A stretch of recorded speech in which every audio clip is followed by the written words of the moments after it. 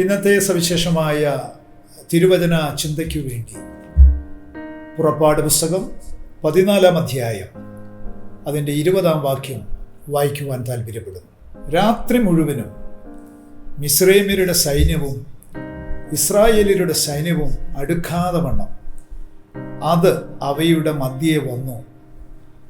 അവർക്ക് മേഘവും അന്ധകാരവുമായിരുന്നു, ഇവർക്കോ രാത്രിയെ പ്രകാശമാക്കി കൊടുത്തു.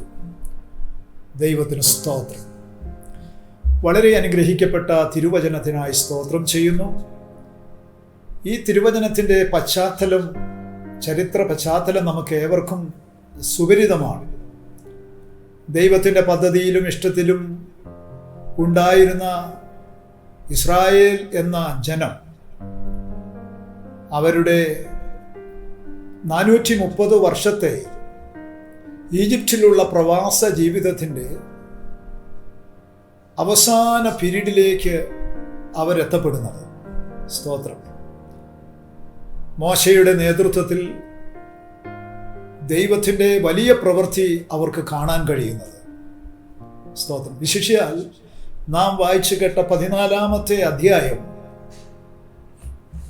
ദൈവജനത്തോട് ബന്ധപ്പെട്ട് അവർക്ക് മറക്കുവാൻ കഴിയാത്ത സംഭവങ്ങളുടെ ഒരു നീണ്ട നിര നമുക്കവിടെ കാണുവാനായിട്ട് കഴിയുന്നുണ്ട്. ചരിത്രത്തിൻ്റെ ഏടുകളിൽ, ലോകത്തിൻ്റെ സംഭവ വികാസങ്ങളിൽ ഉളവാകുമാറുള്ള അനവധി വിഷയങ്ങൾ നമുക്കിതിനകത്ത് കാണാനായിട്ട് കഴിയുന്നുണ്ട്. ഫറവോന്റെ അടിമത്വത്തിൽ കഴിഞ്ഞിരുന്ന തൻ്റെ ജനത്തിൻ്റെ സങ്കടം അറിഞ്ഞവനായ ദൈവം, നിലവിളി കേട്ടവനായ ദൈവം, അവരുടെ അവസ്ഥകളെ മനസ്സിലാക്കിയവനായ ദൈവം അവർക്ക് വേണ്ടി തൻ്റെ കരുതൽ അയക്കുകയും പ്രവാസ മണ്ഡലത്തിൽ നിന്ന് അവരെ പുറത്തു കൊണ്ടുവരികയും ചെയ്യുമ്പോൾ 10 ബാധകൾ ഈജിപ്തിലേക്ക് അയച്ചു. അതിലൊന്നുപോലും അവിടെ പരദേശികളായി പാർത്ത, പ്രവാസികളായി പാർത്ത ഇസ്രായേൽ മക്കളുടെ ഭവനത്തിനോ വ്യക്തികൾക്കോ ഏൽക്കാതെ വണ്ണം ദൈവം തൻ്റെ സങ്കേതത്തിൽ അവരെ ഒളിപ്പിച്ചു. അവർക്ക് വേണ്ടതെല്ലാം ചെയ്തു. സ്തോത്രം. അവരെ പരിപാലിച്ചു. ആ ദൈവമക്കളുടെ ഈജിപ്തിൽ നിന്നുള്ള പുറപ്പാടിൻ്റെ സങ്കീർണമായ, അല്ലെങ്കിൽ അതിൻ്റെ ഫിനിഷിംഗ് പോയിന്റ് വെളിപ്പെടുത്തുന്ന 14-ാം അധ്യായത്തിൽ ചില ദൈവപ്രവൃത്തികളെ കുറിച്ച് ചിന്തിക്കുവാനാണ് ഇന്ന് പകൽക്കാലത്തെ ഈ വിശിഷ്യ ചിന്ത നമ്മളെ അനുവദിക്കുന്നത്. അതിനായി ദൈവം നമ്മളെ ഒരുക്കട്ടെ, സഹായിക്കട്ടെ. Price the Lord. നമ്മൾ വായിച്ച വേദഭാഗത്ത് ഉള്ള പ്രത്യേക പരാമർശം നമ്മളൊന്ന് ശ്രദ്ധിക്കണം. രാത്രി മുഴുവനും മിസ്രൈമ്യരുടെ സൈന്യവും ഇസ്രായേലിയുടെ സൈന്യവും തമ്മിൽ അടുക്കാതെ വണ്ണം അത് അവയുടെ മധ്യേ വന്നു. 19-ാം വാക്യത്തിൽ കൂടെ കണക്ട് ചെയ്തെങ്കിലാണ് അത് എന്താണെന്ന് മനസ്സിലാകത്തുള്ളൂ. അനന്തരം ഇസ്രായേലിയുടെ സൈന്യത്തിന് മുമ്പായി നടന്ന ദൈവദൂതൻ അവിടെ നിന്ന് മാറി അവരുടെ പിന്നാലെ നടന്നു. മേഘസ്തംഭവും അവരുടെ മുമ്പിൽ നിന്ന് മാറി പിമ്പിൽ പോയി നിന്നു.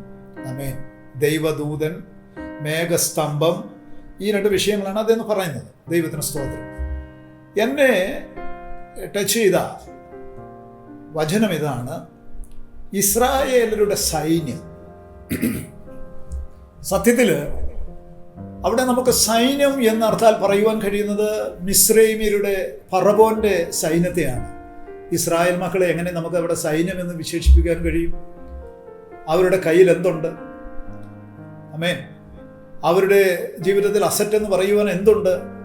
കഴിഞ്ഞ 430 വർഷം ഈജിപ്തിൽ പ്രവാസികളായി കഴിഞ്ഞിട്ട് അവർക്ക് സ്വന്തമായി എന്ന് പറയുവാൻ അവർക്കൊന്നും തന്നെയില്ല.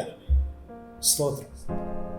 എന്നാൽ ഒന്നുണ്ട് അവർക്ക് കൈമുതലായിട്ട്: ദൈവം അവരോട് പറഞ്ഞ ചില വാഗ്ദത്തങ്ങൾ, ദൈവം അവരോട് അറിയിച്ച ചില ആലോചനകൾ. ദൈവത്തിൻ്റെ അരുളപ്പാടിൻ്റെ പുറത്താണ് അവര് ഈജിപ്റ്റ് വിട്ട് ഇറങ്ങിയത്. എന്താണ് ദൈവം അവരോട് പറഞ്ഞത്?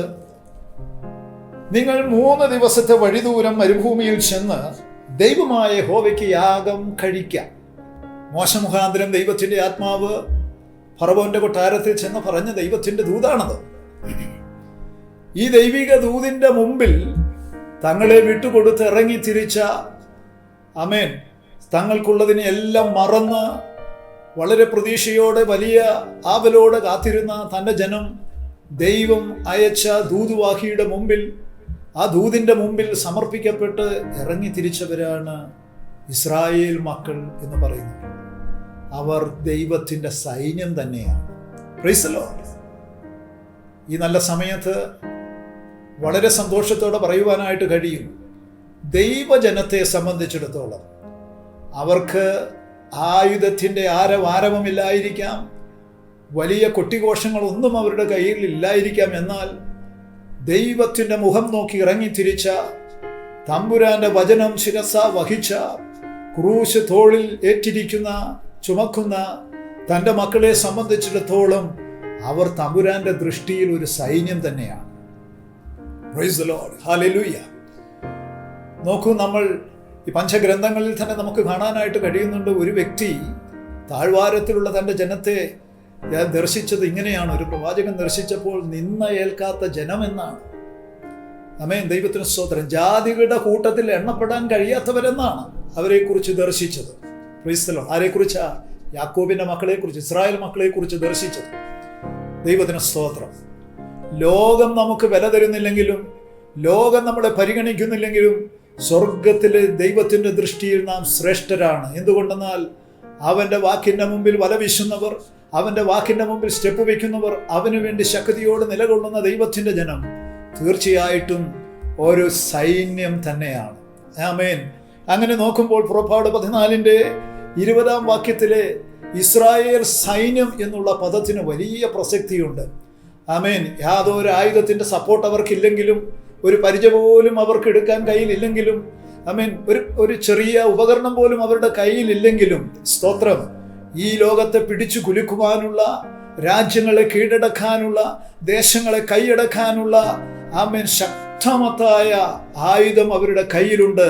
അത് മറ്റൊന്നുമല്ല, ദൈവത്തിന് സ്തോത്രം, ദൈവമക്കളുടെ കയ്യിൽ ദൈവം ഏൽപ്പിച്ച ആയുധം എന്ന് പറയുന്നത്, ആമേൻ, പ്രാർത്ഥന എന്ന ആയുധമാണ്, സമർപ്പണം എന്ന ആയുധമാണ്. ആമേൻ. ഹല്ലേലൂയ. ദൈവജനത്തിന് ആമേൻ ഈ ആയുധങ്ങൾ കൊണ്ട് ദൈവസന്നിധിയിൽ പിടിച്ചു നിൽക്കുവാൻ, ഉറച്ചു നിൽക്കുവാനായിട്ട് കഴിയും. ദൈവത്തിന് സ്തോത്രം. ഹല്ലേലൂയ. നോക്കൂ, ദൈവമക്കൾക്ക് വേണ്ടി ദൈവം ചെയ്ത മഹത്തായ കാര്യങ്ങൾ. ഇന്ന് പകൽക്കാലത്തെ ഈ സവിശേഷമായ ചിന്തയിൽ ദൈവം തൻ്റെ മക്കൾക്ക് വേണ്ടി ചെയ്യുന്ന ആ എക്സ്ട്രാ ഓർഡിനറി മിറക്കിൾ, അത് ഇന്ന് പകൽക്കാലം ചിന്തിക്കുവാൻ ദൈവം നമ്മളെ സഹായിക്കട്ടെ. സ്തോത്രം. ഫറവോന്റെ ഹൃദയം ആമേൻ കൂടെ കൂടെ കഠിനപ്പെടുന്ന ഒരു രംഗം നമുക്ക് പുറപ്പാട് പുസ്തകത്തിൽ കാണുവാൻ കഴിയുന്നു. അവനോട് ദൈവത്തിൻ്റെ സന്നിധിയിൽ ആലോചന പറയും. ദൈവം ആലോചന പറയുമ്പോൾ തന്നെ, എൻ്റെ ജനത്തെ വിട്ടയക്കുവാൻ പറയുമ്പോൾ തന്നെ, ആ സ്പോട്ടിൽ അവൻ മാനസാന്തരപ്പെടുകയും പിന്നത്തേതിൽ അവൻ സ്തോത്രം ഫറവോൻ ഹൃദയം കഠിനപ്പെടുത്തുകയും ചെയ്യുന്നത് കാണുവാനായിട്ട് കഴിയും. അവസാനം 9 ബാധകളിലൂടെ പരിഹരിക്കപ്പെടാത്ത വിഷയം, സോൾവ് ആകാത്ത വിഷയം, 10ാമത്തെ ബാധ വന്നപ്പോൾ കൈവിടപ്പെട്ടവനായി സ്തോത്രം ഈ ഫറവോ തൻ്റെ ജനത്തെ, ഇസ്രായേൽ ജനത്തെ വിട്ടയക്കുവാനായിട്ടുള്ള ഓർഡർ പുറപ്പെടുവിക്കുകയാണ്. സ്തോത്രം. ഓരോ ഈജിപ്തിൻ്റെ ഭവനത്തിലും നിലവിളിയും വേദനയും സംഭവിക്കുമ്പോൾ, നടക്കുമ്പോൾ, ഹല്ലേലൂയ, അവിടെയുള്ള ഒരൊറ്റ ഇസ്രായേലി കുടുംബങ്ങളിലും ഒരു വിഷയവുമില്ലാതെ അവരമുറുക്കി ചെരുപ്പിട്ട് സ്തോത്രം പെസഹ ആചരിച്ച് ഒരു പുറപ്പാടിനു വേണ്ടി തയ്യാറെടുക്കുന്ന ഒരു അനുഭവമാണ് അവിടെ കാണുന്നത്. ദൈവത്തിന് സ്തോത്രം. എന്നാൽ ഈ ജനം, ഈ വളരെ ഉത്സാഹവും തിടുക്കവും ഒക്കെ കാണിച്ച ജനവും നോക്കുക, ചെങ്കടലിൻ്റെ തീരത്ത് പീഹ-ഹീരോത്ത് എന്ന് പറയുന്ന സ്തോത്ര കടൽക്കരയിൽ വെച്ച് അവിടെ പാളയമടിക്കുമ്പോൾ, പാളയമിറങ്ങുമ്പോൾ അവർ ദൈവത്തോട് പിറുപിറുക്കുന്ന സാഹചര്യം ഉണ്ടാവുകയാണ്. കാരണം എന്നാ? മുമ്പിലെ യാതൊരു വഴിയും അവരുടെ മുമ്പിൽ കാണാത്ത ഒരു സാഹചര്യം. ആലോചന കേട്ട് ഇറങ്ങിയതാ, അരുളപ്പാടിൻ്റെ മുമ്പിൽ ഇറങ്ങിയതാ. എന്നിട്ട് അവസാനം ഞങ്ങളുടെ മുമ്പിൽ നോക്കുക, വഴി അടഞ്ഞതുപോലെയാണല്ലോ, തിരമാലകൾ ആഞ്ഞടിക്കുന്നത് പോലെയാണല്ലോ. സ്തോത്രം. മോശയോട് പരിതപിക്കുന്നു, പിറുപിറുക്കുന്നു. മോശ പോലും അവിടെ കൈമലർത്തുന്ന ഒരു തരം. പലപ്പോഴും ജീവിതയാത്രകളിൽ ഇങ്ങനെ നമുക്ക് സംഭവിക്കാറുണ്ട്. സ്തോത്രം. പലപ്പോഴും മറുപടി കൊടുക്കുവാൻ കഴിയാത്ത ലീഡർ, മറുപടിക്ക് വേണ്ടി യാചിക്കുന്ന, മറുപടി പ്രതീക്ഷിക്കുന്ന ദൈവമക്കൾ. സ്തോത്രം. ഇതിൻ്റെയൊക്കെ മധ്യത്തിലും ആമേൻ സ്വർഗത്തിൻ്റെ കരം, ആ കരത്തിൻ്റെ സ്വാധീനം കാണുവാൻ വെമ്പലോടെ ഇരിക്കുന്ന ദൈവത്തിൻ്റെ ജനം. സ്തോത്രം. ആ ചെങ്കടലിൻ്റെ തീരത്തെ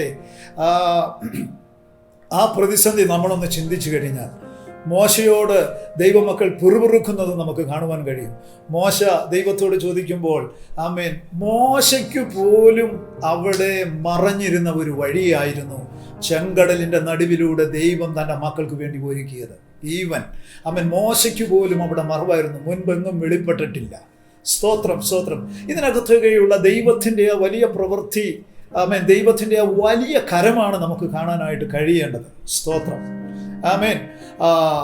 നോക്കുക, ഒരു സുപ്രഭാതത്തിൽ നോക്കിയപ്പോൾ ആ ചെങ്കടലിൻ്റെ തീരത്ത് ആയിരിക്കുന്ന ദൈവത്തിൻ്റെ മക്കൾ, ദൈവത്തിൻ്റെ കുഞ്ഞുങ്ങൾ, ഇസ്രായേൽ മക്കൾ ദർശിക്കുന്നത് 14-ാം അധ്യായം അതിൻ്റെ 6-7 വാക്യങ്ങൾ വായിക്കുമ്പോൾ കാണുവാൻ കഴിയുന്നത്, സ്തോത്രം, വിശേഷപ്പെട്ട 600 രഥങ്ങൾ അവർ കാണുകയാണ്.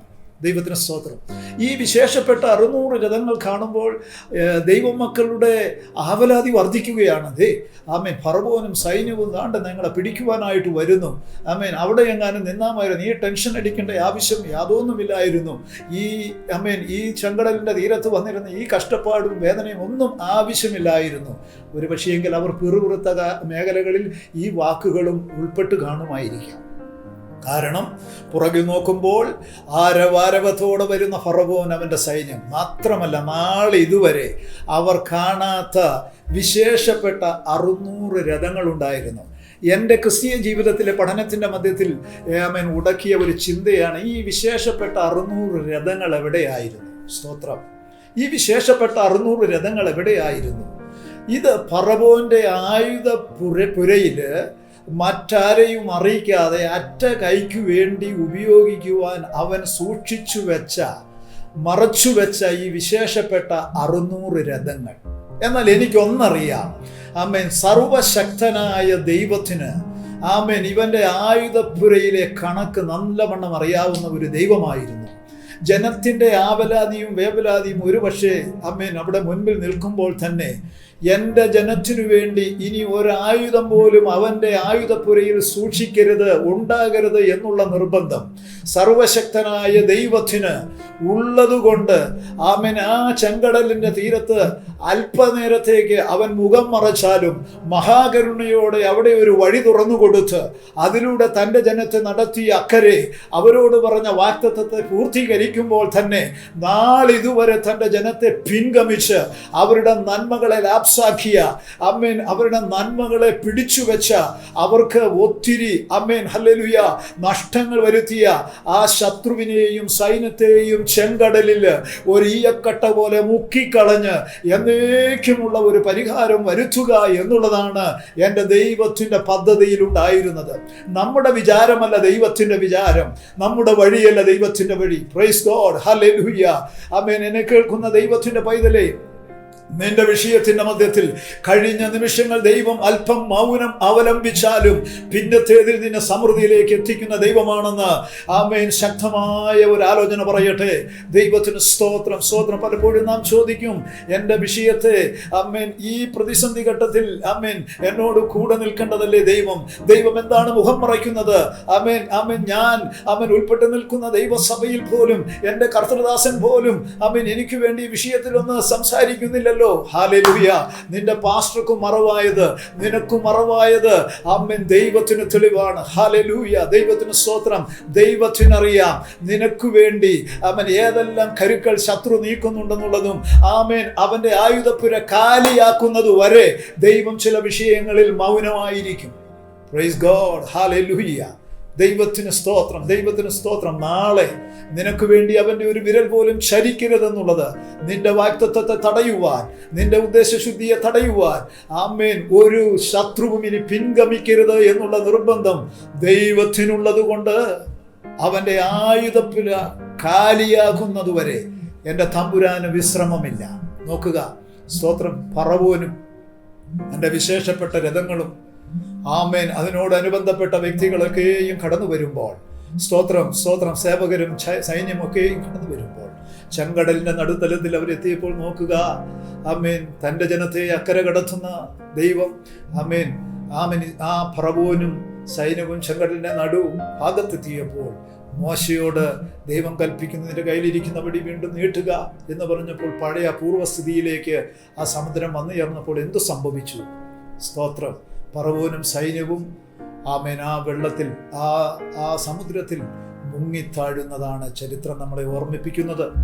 സ്തോത്രം. ആവർത്തന പുസ്തകത്തിൽ പറയുന്നത് ഒരു ഈയക്കട്ട എങ്ങനെ വെള്ളത്തിൽ മുങ്ങിപ്പോകുന്നു അതുപോലെ ഫറവോനെയും സൈന്യത്തെയും ചെങ്കടലിൽ മുക്കിക്കളഞ്ഞ ദൈവത്തിന് സ്തോത്രം. ദൈവത്തിന് സ്തോത്രം. ഹല്ലേലൂയ. അപ്പോൾ നാം ഓർക്കുക, 3 ദിവസത്തെ വഴിദൂരം മരുഭൂമിയിൽ ചെന്ന് ദൈവമായ യഹോവയ്ക്ക് യാഗമർപ്പിക്കുവാൻ ആലോചന പ്രകാരം ഇറങ്ങിത്തിരിച്ച ദൈവത്തിന്റെ ജനം ഒരു സൈന്യം തന്നെയാണ് എൻ്റെ കർത്താവിൻ്റെ ദൃഷ്ടി. അവർക്ക് വേണ്ടി യുദ്ധം ചെയ്യുവാൻ ആധുനിക സജ്ജീകരണങ്ങൾ ഒന്നുമില്ലെങ്കിലും അവർക്ക് വേണ്ടി യുദ്ധം ചെയ്യുന്നവൻ വലിയവനായ കർത്താവാണ്. ഇനി മറ്റൊരു സത്യം കൂടെ ഈ സന്ദേശത്തിന്റെ മധ്യത്തിൽ ഞാൻ നിങ്ങളോട് കൈമാറട്ടെ. ഈ പിൻപിലെ ശത്രു, പിൻഗമിക്കുന്ന ശത്രു, സ്തോത്രം, ഫറവോനും സൈന്യവും ആ കഴിഞ്ഞ കാലത്തെ ഭാവവും ഒന്നുമല്ല നോക്കുമ്പോൾ അല്പം വാശിയും അല്പം വൈരാഗ്യവും ഒക്കെ അതിനകത്ത് കാണുവാനായിട്ട് കഴിയുന്നുണ്ട്. ഫറവോന്റെ മുഖത്ത് അല്ലെങ്കിൽ അവരുടെ സൈന്യത്തിന്റെ മുഖത്ത് കാണുവാനുണ്ട്. ഇതെന്തിനാണെന്നറിയാമോ? വാഗ്ദത്തത്തെ കണ്ട് അല്ലെങ്കിൽ വാഗ്ദത്തത്തെ കേട്ട് തമ്പുരാന്റെ ആലോചന കേട്ട് ഇറങ്ങി തിരിച്ച് നിന്റെ ഓട്ടത്തിന്റെ വേഗത കൂട്ടുവാനായിട്ടുള്ള ശത്രുവാണ് നിന്റെ പുറകിലുള്ളത്. ദൈവത്തിന് സ്തോത്രം. ദൈവം ഒരുക്കിയ വഴിയാണെന്നും പറഞ്ഞ് അവിടെ ഈസി ആയിട്ട് കെയർലെസ് ആയിട്ട് പോകുവാനുള്ളവരല്ല നീ. സ്തോത്രം.